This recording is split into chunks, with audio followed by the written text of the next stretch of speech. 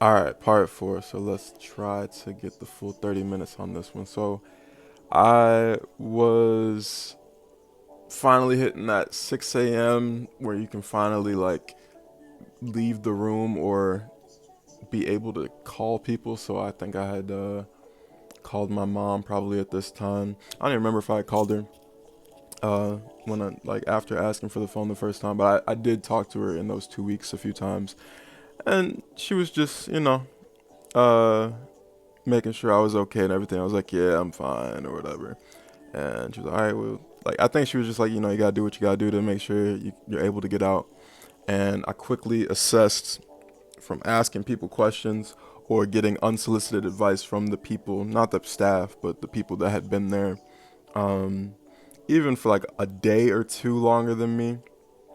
Um, they're like, if you continue to do what they want, you'll get out of here faster. That's what I've noticed.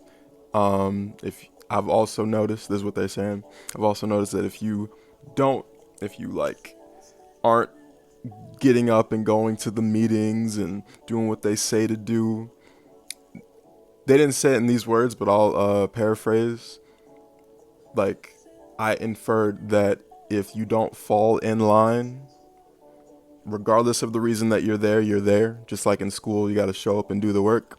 Because you showed up, you got to do the work type shit.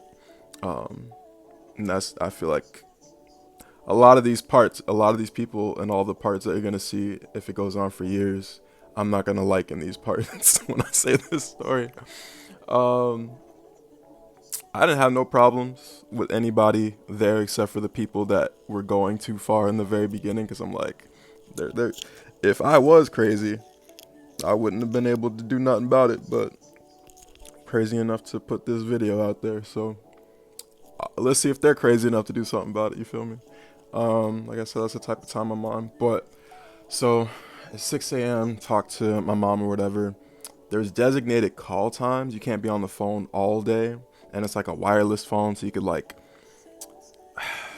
go in the corner or like sit in a room and talk to whoever, and you can only talk to certain people for a certain amount of time. I think you got like 10 minutes max or whatever, and then they turn the phones off for when you go to sleep.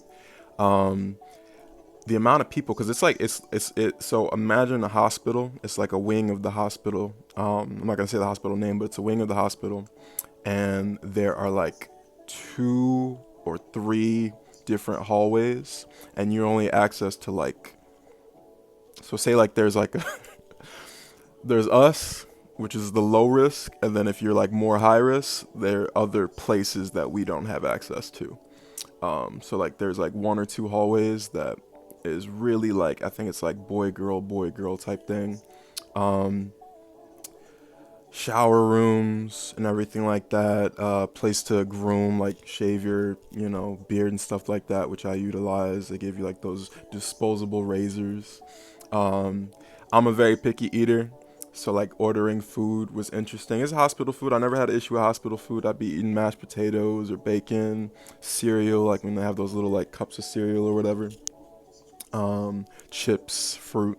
So I was good, but for whatever reason, because my diet was so special, like I don't eat burgers, I don't eat bread, a lot of the main stuff I don't eat. I normally would get like from time to time like a regular meal, like the hamburger, and I was like, I didn't order this, I just ordered. Like said, like, are you sure? Like that's all you want to eat? That's all I'm gonna eat. So like the pushback was real. I mean, I wasn't being disrespectful. I was just like, this is what it is. And I'm sure if they did decide to call my mom and say like, hey, what's up with his diet, she would have confirmed everything and be like, really? Like, okay, okay. And then they have to do, you know what I mean? Like when you have people that like back you up because they know how you have acted, it's kind of you can't really do nothing about it. So they gave me the meals, drinking milk, chips, fruit. If they rarely had French fries, I'd eat it. The only thing is if I asked, because I'd be eating very little, but a lot in terms of very little variety, but a lot in terms of what I eat. So if I ask for bacon, I'm not eating two strips of bacon with one thing of cereal. I'm asking for three cereals, three milks, orange, and I need a lot of bacon. I wouldn't get that much bacon. I'd put like 4 strips to see if I can get it. They give me 4. I put 5 strips to see if I can get it. They give me 5. Put 6. They give me 6. Put 7. They wouldn't give me 7. You know what I mean? Like I kind of see every day, and then I put 6 and I get 5. Sometimes I get 4. So I was like, what the fuck is going on? So I feel like that I wouldn't even blame it on them. I feel like because I've been to hospitals not for like psych ward reasons, and I'd ask for stuff, and they wouldn't. It'd be just kind of whether miscommunication because they're making a lot of food for a fuck ton of people. So it's not like they're trying to fuck up. So I don't chalk that. I just charge that to the situation. But the things that we were doing on a daily basis. So when I say go to meetings, you have to go to meetings, and it's for your well-being. So for example, there's things on different days that give you a schedule. Like you get a paper schedule, and that's what I'm saying. Like you gotta fall in line. Like you can ask for water at any time, even in the middle of the night, because they have people like patrolling or like walking, monitoring the hallways, and they check and peep in your room like every 15, every 30, every hour, like, pretty frequently to make sure that you're sleeping okay, that you're not just up in the middle of the night. So like, what the fuck's wrong with you? You know what I mean? They want to make sure you're safe and not harming nobody else. You got to wear the hospital gown and everything like that. They give you like these non-slip socks, and I think this was probably the funniest. They have special or different colors for high risk falling. So like if they give you a certain color, you're good. If they give you a different certain color, you're a very high risk. And these are typically like the older people, like much old. I'm talking gray hair, that like were at risk. And all of these were non-slip socks. So it's not like they were extra non-slip. It was just like, hey, you got yellow socks on. Watch out for this dude. He might, oh no, not again type shit. I never saw nobody fall, but if I did, I probably would stay there longer than 2 weeks because of how long I'd be laughing. They're like, it's not that funny. I'm like, it's pretty fucking funny. This dude is dead. I'm like, I'm still laughing. But nobody, when I was there, died or anything like that, so nothing crazy like that. But, yeah, so they had, like, colored socks and stuff like that. There was different schedules. So, like, there'd be meetings. Literally, there was a lady who would start her meetings. And this was kind of like...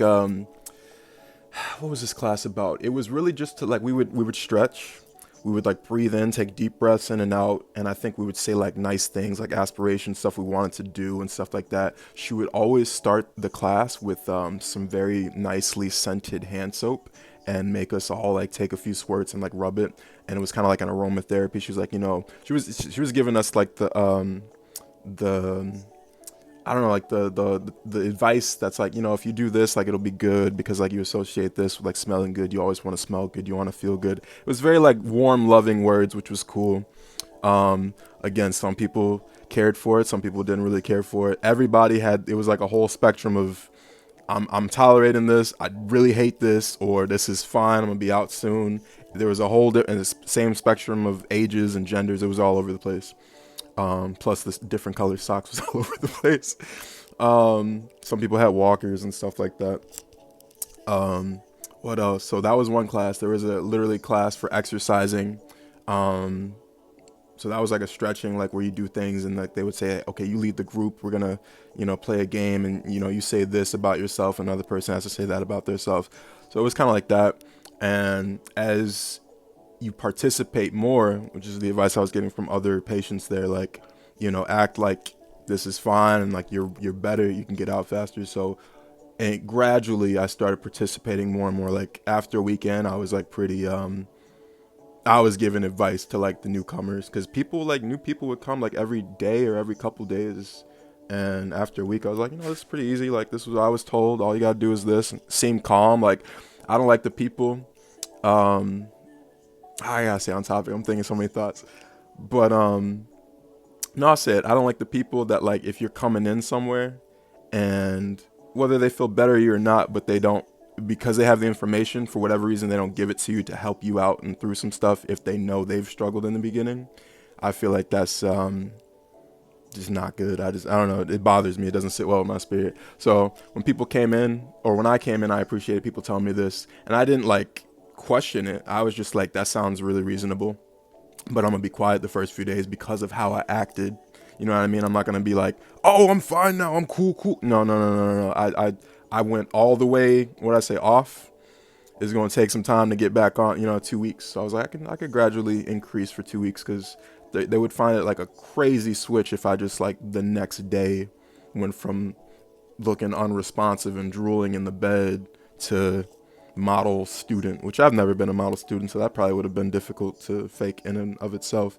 But I was gradually getting there.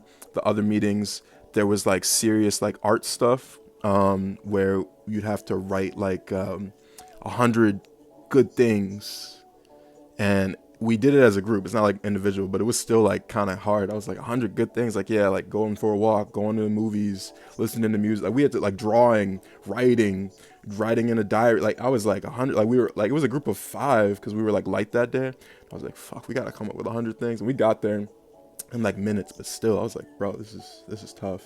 An exercise one, where we had to watch a video, and it was this like workout girl, and she's like, all right, do this. It was really easy. So like even if you're old and non-slip worthy, they were sitting out anyway. But if they really wanted to do it, they probably could have done like half the exercises.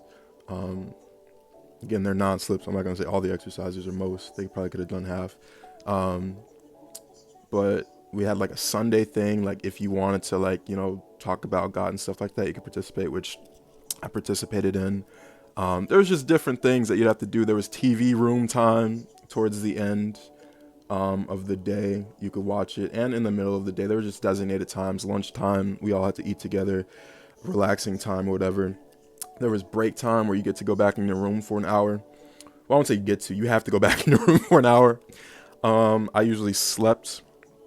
I didn't really stay up too much. I was just like, all right, let me pass the fuck out, try to sleep for an hour. But you had to go. If you miss a meeting, they considered it a big deal, as if you weren't conforming to the society that you should conform to when you're outside of the hospital walls type shit. Like, you missed a day at work? What's wrong with you? Are you feeling okay? Like, you know what I mean? When people get in your business like that, just because maybe you just didn't feel like going to work, maybe you missed the bus and you said, fuck it, I'm not going to go. But no, it's a big deal. Like, why would you miss out on, you get paid every 2 weeks, you're gonna get less this 2 weeks. You know what I mean? When people but for them, they had that same mentality. Like if you miss a meeting or 2 meetings, they're gonna question you about it. To the point where they come in your room, because they make an announcement too. It's like school. They get on the PA system like, hey, meeting starts in 10 minutes. Meeting starts in 5 minutes. They'll give you warnings, and you go. And I think the first 2 weeks that I had my bipolar episode when I was in the hospital, I think I probably only missed one, if I missed any. I might have missed a couple, but this is the most where I might have missed, because I was pretty good during the other incidences where I was sentenced into the same 2 weeks stuff. But I forget, because a lot's been happening in the past 6-7 years.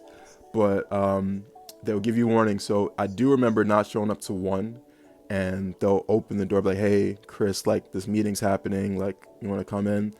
And I was like, all right, cool. So I get up. I never said no. But there have been like patients there we're like wondering like, oh, this person is here. I've seen them at other meetings. Where'd they go? Like, did they get, released yet?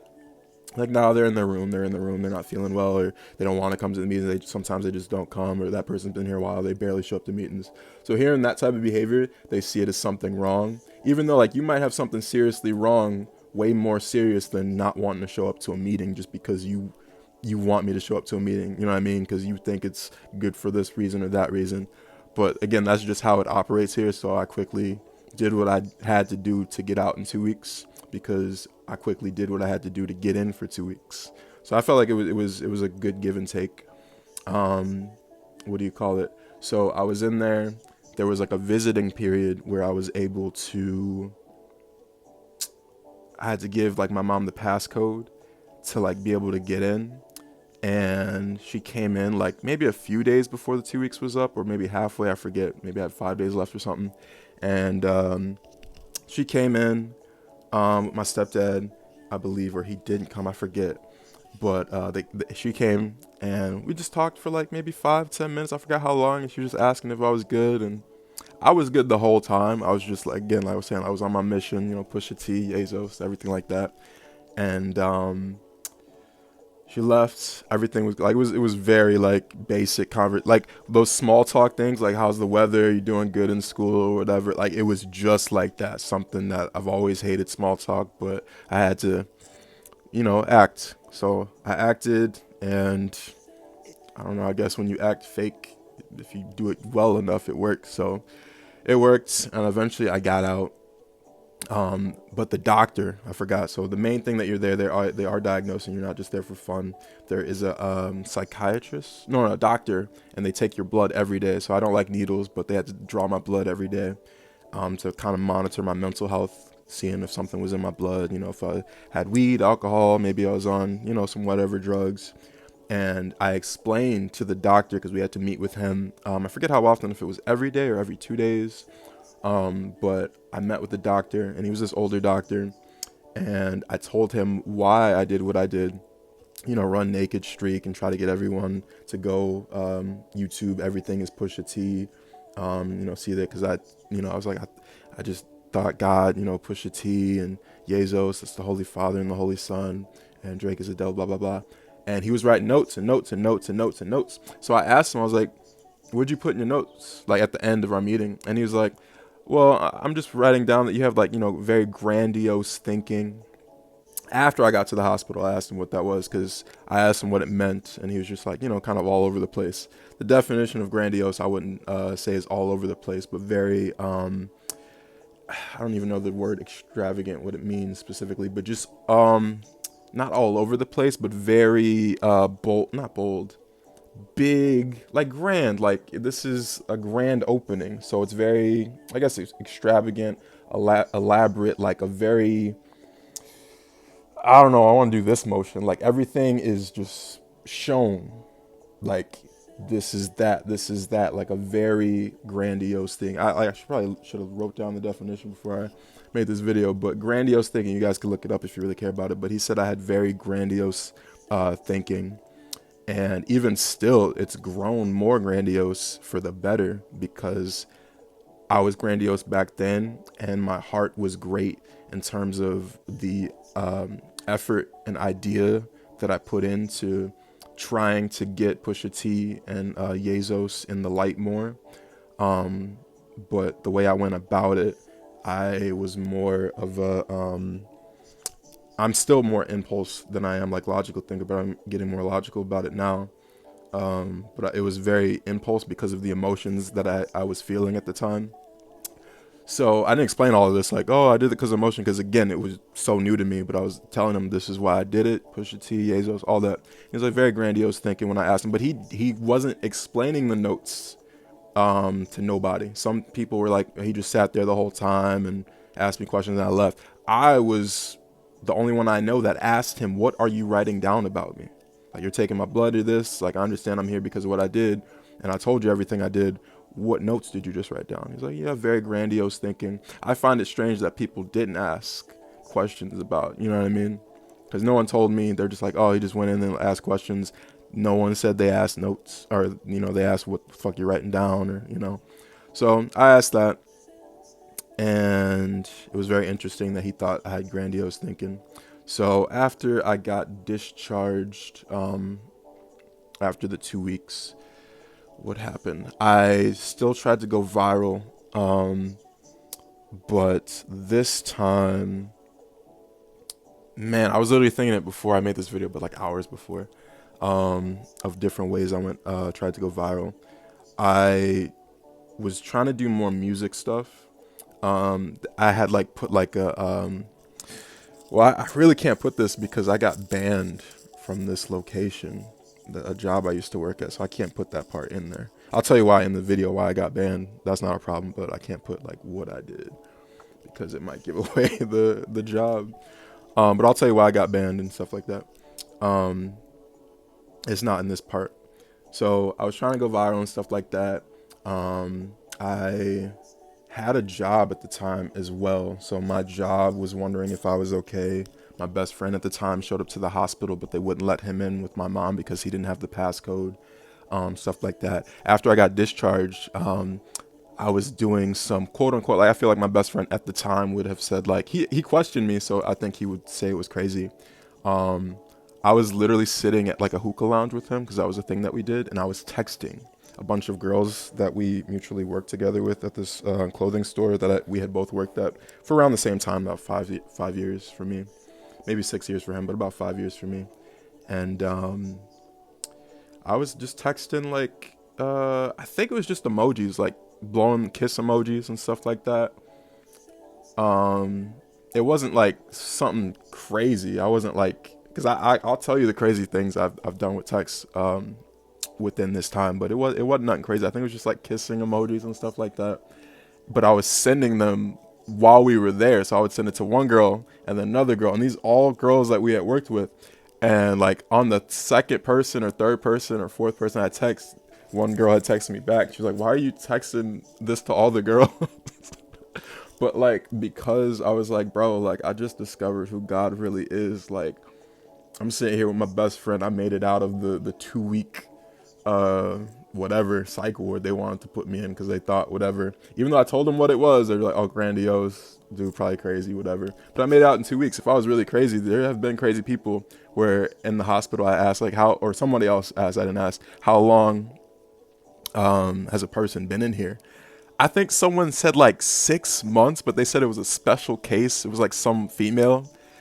And I'm like, 6 months is a long time. Like, I don't even know what you would do for 6 months. Like, to repeatedly stay there for 6 months, that's a long time. But we weren't getting no answers. It was just 6 months. And I saw like this dude, I think this was on my first time. I don't think it was on my second time. It could have been my second time. Which I'll probably get to in the very next part or the end of this part. There was a dude I saw. So they had like pulled the alarm because like it was like, and it wasn't no fire drill or nothing like that. There was this big ass dude who, for whatever reason, was kicking the shit out of like the doors. So when I say like this hallway or like a few hallways are for us, and then there's another one that's like, you know, if you're crazy, he was kicking the shit from the crazy trying to get in because some of the meetings that they were going to, like we were switching in different rooms, and they were like, get in your rooms. So we can see like a strip of glass like through, you know, bro. It took like, so for whatever reason, I don't know, like the shifts, there were like more females and like one guy to like hold this dude back. And one of the females apparently had gotten like, she said like he got me. So I'm assuming he had like a weapon and like had nicked her or whatever. She's like, "I'll be fine" or whatever. 'Cause, you know, they're in the hospital, but still like tough ass female, bro. I mean, I'm sure she probably has been through stuff like that, but like, eventually, like, and every time, because I, again, not for me, in the hospital at least, they would call security. They would be walking, bro. Nobody would run. There would be cops, you know, they'd be in the cop uniform. They'd be security. They'd probably be so far way down all over, but there'd be multiple. There was at least 4 guys, like 3 or 4 guys, security. I think there was always 4 that would come. They'd be walking and they would, but like we'd be behind the door, so we couldn't really see much. So a lot of these times we couldn't see, but I would always, if I was out there, I'd see the cops or whatever. They'd be saying code blue and code this over the intercom or whatever. It was a lot going on in the first 2 weeks. Again, I don't think it would have mattered if I had put this video out at the time there, especially with what I know now. So at this time, yeah, I'm at hookah after 2 weeks. My friend's like, I'm just glad you're okay and everything like that. Yeah, I'm good. And he didn't get a lot of information either. He did just hear, I didn't hear this directly from him, but I had like streaked or whatever. I'm sure he heard it from my mom or my brother. And, I was texting the girls or whatever. They're like, why are you texting us or whatever? And I just sat there, thought it was funny. And he asked me, like, why are you texting? Like, why are you being weird right now? And I just thought it was so funny, bro. So I'm sure he probably was like, he didn't ask me nothing though. Like, I had known him for about 5 years at the time, but he didn't really question much. He was just like, dude, just stop it type shit. And I was just laughing. So I slowly stopped talking to him more and more as time went on, but I wasn't homeless at this time. There was a job that I had ended up getting him so we could both work together as well. And it was a sales job, and that's probably all I could talk about like that, since I am banned from the sales job. And I will tell you how I got banned from the sales job, which is no secret. There's a whole court case about it and everything. I'll tell you how that went. There's 2 court cases, and I have to tell you about the community service. Again, I'm speeding so far ahead. So at this point in time, we both got the sales job. I had been at the sales job longer. I had been doing decent. I wasn't the best salesperson, but I'd been doing decent. Getting some paychecks. I was able to buy myself a car, a new iPhone and stuff like that. Stuff that I cared about at the time. So brought him on, and I was like, hey, just learn the script. You'll do good. I felt bad. His first sale, because we both smoked weed together, he got his first sale. I was so happy. And with this job, they're able to cancel within like a day or two. So you got to do a really good job at closing. And he had just started off.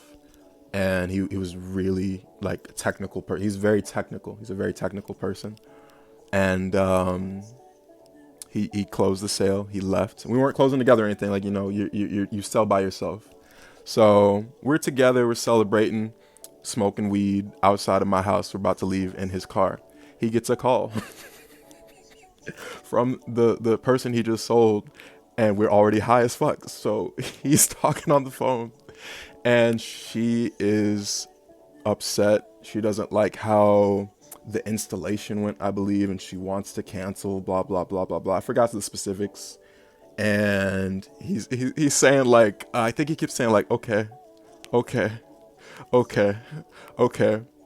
And he's like, I'm sorry. And then he hang up. He's like, bro. And I was like, what happened? And he's telling me, I'm literally trying not to laugh because it's funny as fuck. But it's his first sale. And like I say, he's so technical. He's critical of himself. He wants to do well in life and everything like that. And his first sale didn't go so well after it should have gone well, because he did everything right. He was telling me like, she was telling me that she wasn't liking how the installation process went, or something went wrong. And he kept saying, because he's high, he's like, because I was so high, I just kept saying, okay. Because I was trying to like listen to her, let her know I'm listening. But she kept saying, because she was upset, why do you just keep saying okay after I say everything? He's like, I'm sorry. But he couldn't say I'm high right now. You know what I mean? So like when you're flustered and you're in that state, and then unexpected moments like that happen, it's even worse to try to like compensate or try to handle the situation, because you're inebriated, you're intoxicated, you're under the influence, whatever. You're just not at your best state. So it was funny as fuck because I was high. It would have been funny as fuck if I was sober, but it was funny as fuck either way. But I just felt bad because it was his first sale. And as things progressed, I can't say at this point in time, I'll tell you when I really start thinking in real time about it. But I feel like at this point in time, right after I got out of the hospital, I feel like my phone, like the camera and everything, the microphones and stuff was recording, like it was tapped or whatever, just because they're like, grandiose thinking. I don't know. He trying to get famous. Let's really try to, if you want to be famous somewhere. I feel like they were on that, and it got to what it is now. But I wasn't thinking that then, right after the first 2 weeks. I'm gonna tell you, it was more like 2020 time. I'll tell you the exact moment, because chef's kiss when I had that thought. So where was I? So he wasn't too happy about the thing. So he said it blew his high, and I felt bad because we were just celebrating and stuff like that. We used to hang out a lot and everything, especially now we have another of the same job. When we're making more money, it was really cool. But it got to a point where, and he knows about this, it got to a point where after his sales that he didn't, because he had like a sales slump. Like in sales, you go through like highs and lows. You might have a month where you made a bunch of money and a month where you didn't make so much money. So you kind of got to even out in your spending.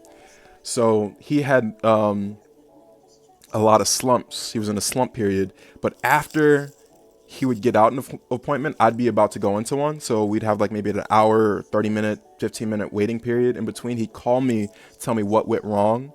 And I'm trying to get psyched for my appointment, and it was bringing my morale down. So I was now having a slump. So because we both had slumps, we were at hookah one time, and he was like, since we're both not doing so good, he didn't start off with that. He said, I'm going to quit. I found another job. I'm going to work here, and I think you should too. And I told him, I'm not going to do that. I'm going to stay here. He asked me, why would you do that if we're both not doing good? And I told him this is just a part of sales. I didn't tell him at this point in time. After we stopped being friends, I told him that, you were dragging me down with the morale and stuff like that. But at this point in time, I was like, I'm just going to stick it out. I've been in sales I like sales. I really do like sales. So I know the ups and downs and stuff like that. I'm going to do it. And he's like, all right. He didn't agree with me. He really kept trying to fight back, but I didn't really want to have the talk. So after that hookah, I eventually in this process too, I was able to get my own car. And then soon after I got my car, I was able to live on my own and pay 1 month's rent. So I lived on my own. Me and my brother had moved out together, and I lived on my own with him for 1 month. And then this is when, it's 30 minutes. All right, this is going to be a little bit longer.